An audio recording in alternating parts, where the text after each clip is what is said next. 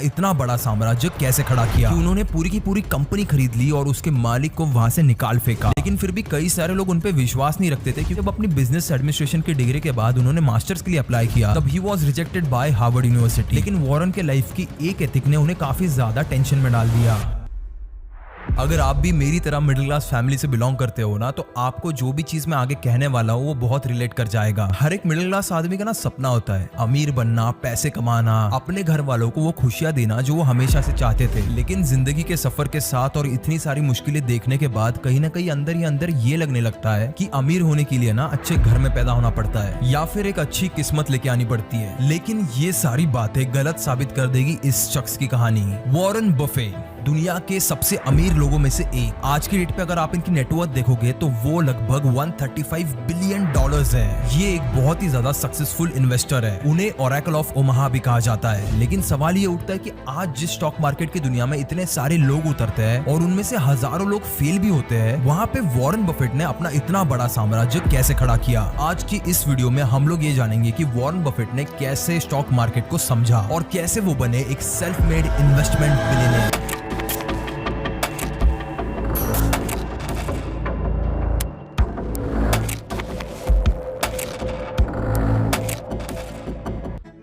शुरू से शुरू करते हैं। वॉरेन बफेट ओमाहा नेब्रास्का में अगस्त 13, 1930 को पैदा हुए थे। जब वो पैदा हुए उसके ठीक एक साल पहले देश में शुरू हुआ था द ग्रेट डिप्रेशन। अपने बचपन के शुरुआती दौर में उन्हें देखने मिला कि कैसे लोग अपनी रोजमर्रा की जिंदगी के लिए भी इतना ज्यादा स्ट्रगल कर रहे हैं और इतनी ज्यादा स्ट्रगल करने के बाद भी वो कुछ कमा ही नहीं पा रहे। उनकी उम्र के बाकी बच्चों से पहले ही उन्हें पैसों की कीमत पता चल गई। उनके पिताजी एक बैंक में काम करते थे, लेकिन द ग्रेट डिप्रेशन के कारण उनकी नौकरी चली गई। लेकिन फिर भी इतने सालों से जितनी उन्होंने सेविंग की थी उससे उन्होंने अपना बिजनेस शुरू किया, जिसमें वो स्टॉक्स और बॉन्ड्स बेचा करते थे। वॉरेन ना बड़े शर्मीले और शांत किस्म के इंसान थे। अपना बचपन का ज्यादातर समय उन्होंने अपने पापा की लाइब्रेरी में किताबें पढ़ते हुए गुजार दिया। उनके पापा के लाइब्रेरी में बहुत सारी इन्वेस्टमेंट और बिजनेस को लेकर किताबें हुआ करती थी और शायद इसी वजह से उन्हें बिजनेस और इन्वेस्टमेंट से इतना लगाव हुआ। तो जो भी नॉलेज उन्हें इन सारी किताबों से मिला उसे प्रैक्टिकली आजमाने के लिए उन्होंने अपने दादाजी से बात की, जो एक ग्रोसरी की दुकान चलाते थे। उस वक्त पे वॉरेन बफेट सिर्फ 6 साल के थे। तो उनके दादाजी को लगा कि अब इस छोटे से बच्चे को मैं क्या काम दूं। तभी उन्हें वहां पे साइड में कोको कोला की बोतल्स दिखी। तो उनके दादाजी ने वॉरेन बफेट से कहा कि ये बोतल्स तुम्हें घर घर जाके बेचनी है। और इसी तरह सिर्फ 6 साल की उम्र में उन्होंने अपना पहला काम शुरू कर दिया। वो घर घर जाके बोतल्स बेचा करते थे और हर 6 पैक्स के पीछे उन्हें 5 सेंट्स मिलते थे। 5 सेंट्स यानी आज के हिसाब से कुछ लगभग 3 या 4 रुपए। और फिर धीरे धीरे उन्होंने च्युइंग गम, मैगजीन्स ऐसी चीजें बेचना शुरू कर दिया। और आप यकीन नहीं करोगे, सिर्फ 11 साल की उम्र में उन्होंने अपनी सारी सेविंग्स को मिला के 3 शेयर्स खरीदे एक ऑयल और गैस कंपनी के। उस कंपनी का नाम था सिटीज सर्विसेज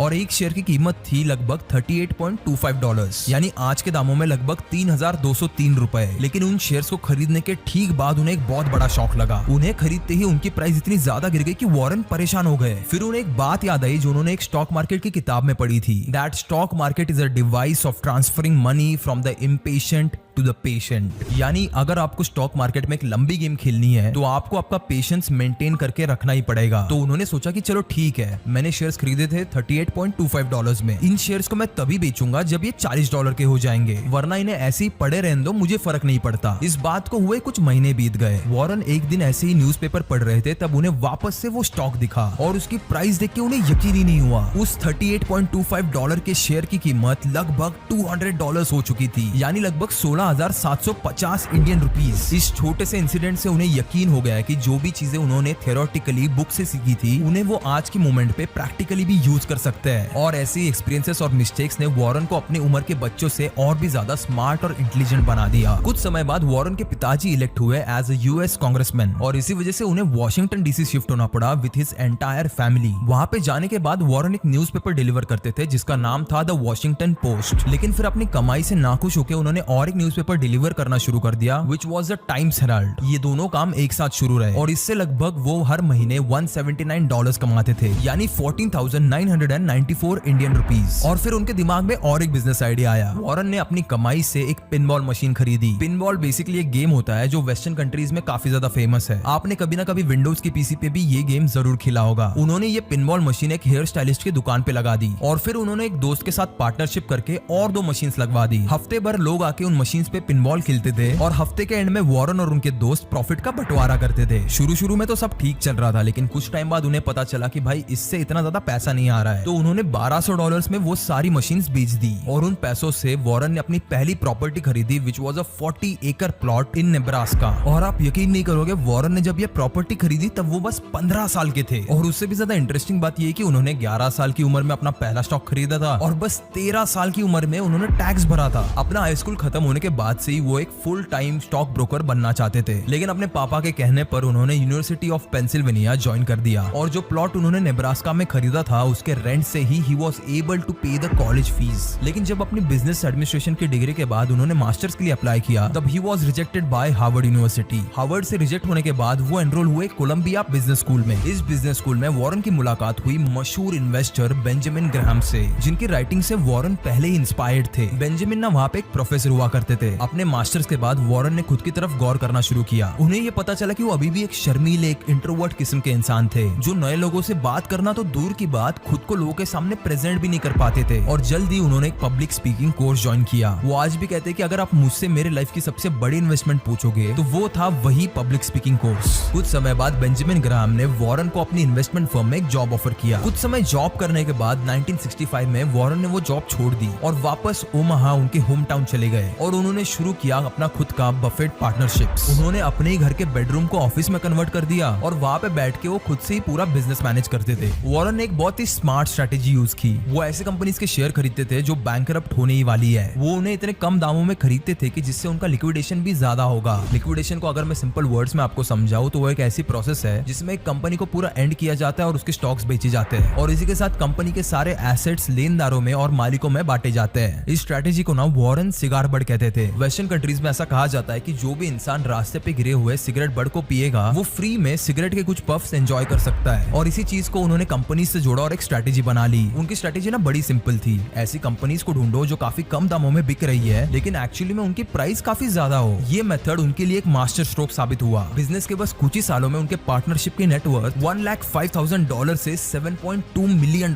बन गई, यानी लगभग 87,90,000 से 60 करोड़ 30 लाख। लेकिन फिर भी कई सारे लोग उन पे विश्वास नहीं रखते थे क्योंकि वो सिर्फ एक टीनेजर थे और एक टीनेजर जैसे दिखने वाले बंदे पे भरोसा कौन ही करना चाहेगा, खासकर जब बात पैसे की हो। वॉरेन ने अगले 5 साल तक अपना बिजनेस संभाला। वो खुद ही चेक लिखा करते थे, स्टॉक्स की डिलीवरी करते थे और ITR भी खुद ही भरते थे। लेकिन जिन भी लोगों ने उन पे भरोसा रख के इन्वेस्ट किया उन्होंने अपने पोर्टफोलियो में 29.5% का राइज देखा और 29.5% छोटा मोटा राइज नहीं होता। ऐसे करते करते समय बीत गया और अपने बिजनेस में 10 साल गुजारने के बाद वॉरेन $44 मिलियन की एसेट संभाल रहे थे और ठीक 3 साल बाद ये नंबर $104 मिलियन तक बढ़ गया। सारे के सारे इन्वेस्टर्स तो खुश थे लेकिन वॉरेन के लाइफ की एक एथिक ने उन्हें काफी ज्यादा टेंशन में डाल दिया। Be fearful when others are greedy and be greedy when others are fearful. मतलब मार्केट जब बुलिश होता है यानी स्टॉक मार्केट की प्राइस जब बढ़ने लगती है तब सभी लोग मार्केट में इन्वेस्ट करने लगते हैं। अब इससे होता क्या है कि किसी स्टॉक की प्राइस उसकी एक्चुअल वैल्यू से काफी ज्यादा बढ़ जाती है। इसी वजह से you have to be fearful when others are greedy. और वहीं पे जब मार्केट नीचे गिरने लगता है तो किसी स्टॉक की प्राइस उसकी वैल्यू से नीचे गिर जाती है। That is the exact time when you have to be greedy और आपको बड़े चालाकी से उस स्टॉक को खरीदना है। इसी फिलोसॉफी की वजह से जहाँ पे बाकी लोग खुश होते थे जब मार्केट ऊपर जाता था, वहीं पे दूसरी तरफ वॉरेन काफी ज्यादा डर जाते थे। वो इस चीज को बहुत ही जल्दी समझ गए थे कि बुल मार्केट ज्यादा लंबे टाइम तक टिक नहीं पाता और जितने भी सारे लोगों ने उन पे भरोसा करके इतना ज्यादा पैसा उन पे लगाया है वो उनका विश्वास कभी तोड़ नहीं सकते। इसीलिए साल 1968 में उन्होंने अपने बिजनेस को डिसॉल्व कर दिया यानी बंद कर दिया। लेकिन ये सब करने के बाद भी 39 इयर्स की उम्र में वो $25 मिलियन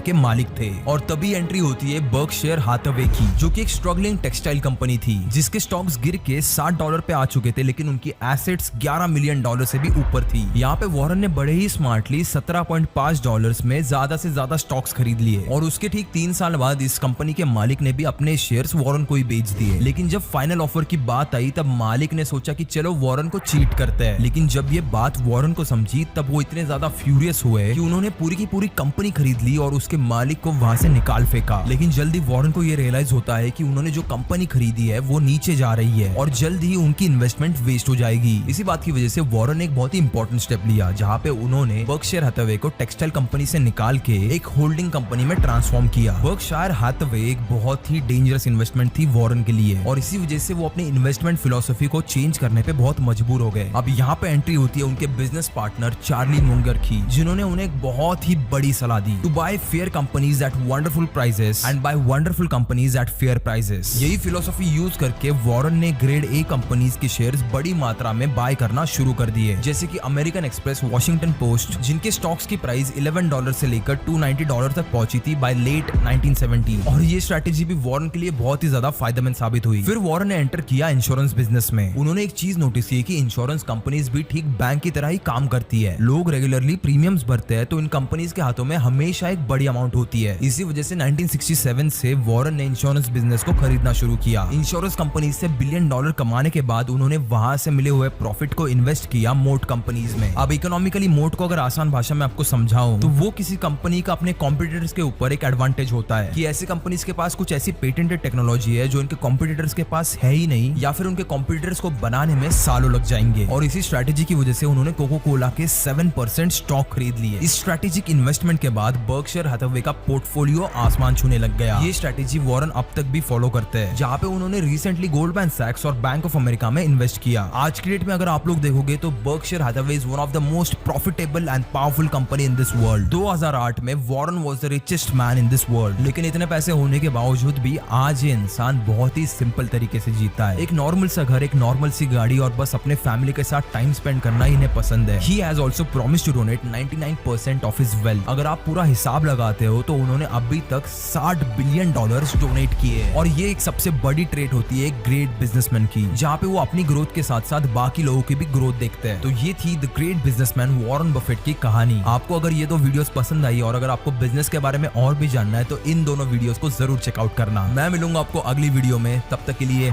कीप इंस्पायरिंग।